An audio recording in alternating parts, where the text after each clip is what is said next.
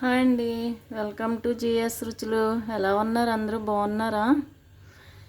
ఈరోజు మన రెసిపీ వచ్చండి సింపుల్ వేలో ఆలూ ఫ్రై అండి. ఆలు ఇలా చిన్న చిన్న ముక్కల కింద కట్ చేసుకున్నాను.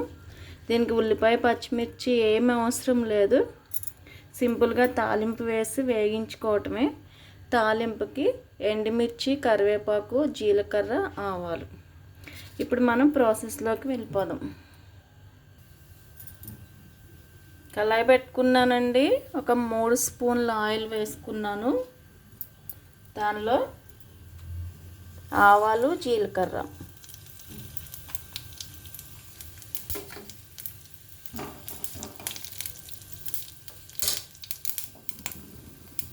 ఎండుమిర్చి వేస్తున్నాను.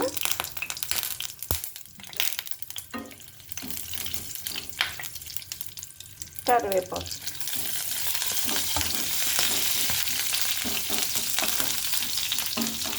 ఇందులో పప్పులు ఏమీ అవసరం ఉండదండి.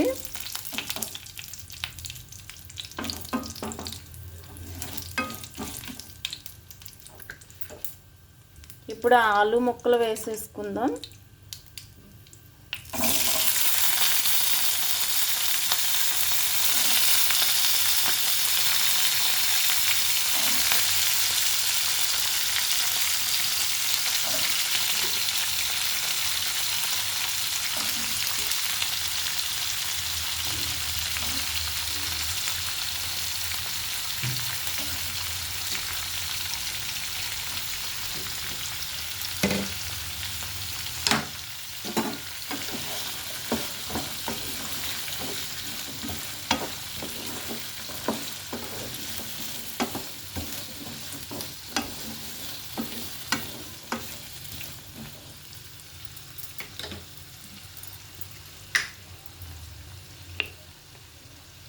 కొద్దిగా పసుపు వేస్తున్నానండి.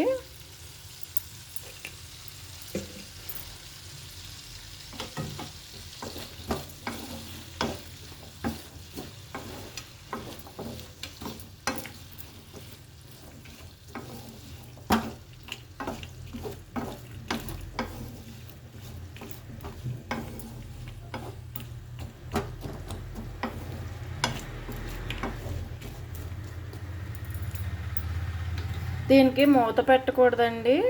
ముక్కలన్నీ విడివిడిగా ఫ్రైలా ఉంటాయి. మూత పెడితే మెత్తగా అయిపోతాయి.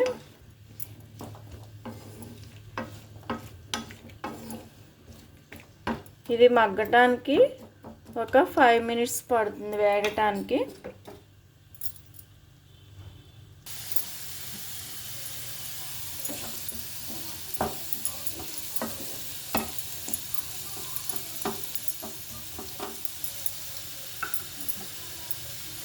ఇంకో 2 మినిట్స్ పడుతుందండి.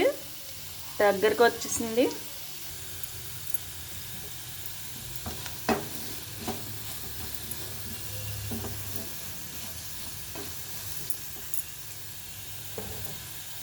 ఆల్మోస్ట్ వేగిపోయిందండి. ఇప్పుడు మనం ఉప్పు కారాలు వేసేసుకుందాం. 1/2 స్పూన్ ఉప్పు వేస్తున్నాను.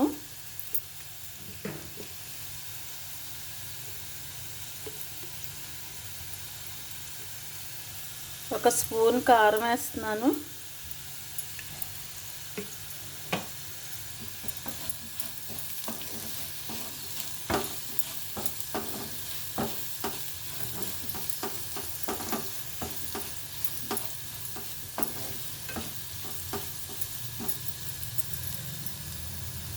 ముక్క బాగా మెత్తగా ఉడికిపోయింది, వేగిపోయిందండి బాగా.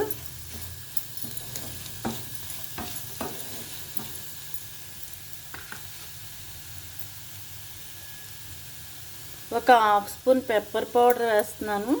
చాలా టేస్టీగా ఉంటుంది.